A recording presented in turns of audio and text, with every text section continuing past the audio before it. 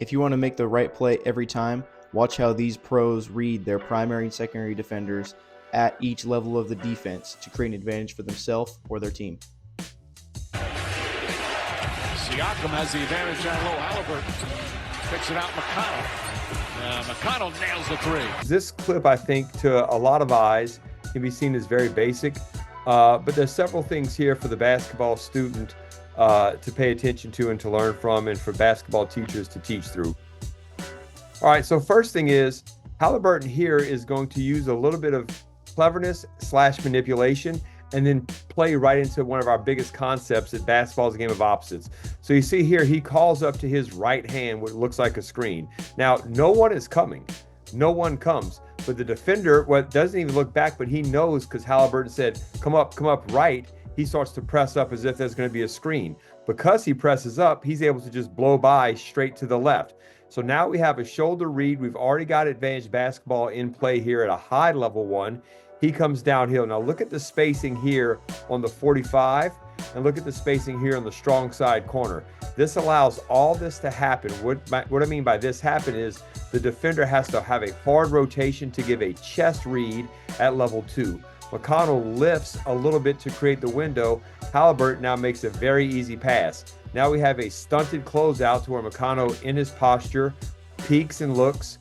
His man stays deep back, and now we have a really unwilling shooter that has to shoot.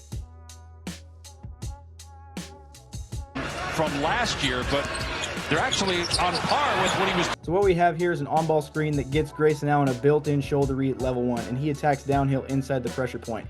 But as I'm sure as you guys saw watching the clip, he passes up an open layup.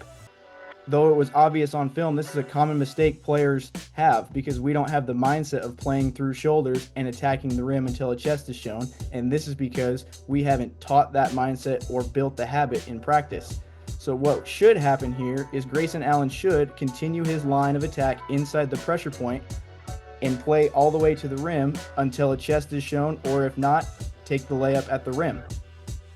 As you see Towns here playing both Grayson Allen and his teammate rolling to the rim, this secondary defender only is showing a shoulder to Grayson Allen. He never steps over in charge position to show the chest read, which would then force the pass. This is just a misread that happens all the time because players, we don't have the habit, and coaches, we haven't trained the habit of playing through shoulders and reading chests. Second differential, shot clock, game clock in this second quarter. Crossover from Plum, help D coming down, but she banked. So last week we talked about getting advantages on our defender pre-dribble before we put the ball on the floor. Right here in this clip, Kelsey Plum has the ball on the floor, but she can still get a pre-downhill advantage. And she does this by just walking into her defender and then this lateral hesitation dribble, which is getting a read on her primary defender. Her primary defender slides over to her right with that hesitation dribble, showing the chest at level 1. When we get a chest at level 1, we counter and attack downhill. She does this tight inside the pressure points, and then at level 2, this secondary defender coming over with the limb, she plays through the shoulders, whereas the last clip, Grayson Allen passed off the shoulders. This allows her to continue her advantage and finish quick off of 1 over the shot blocker for the finish.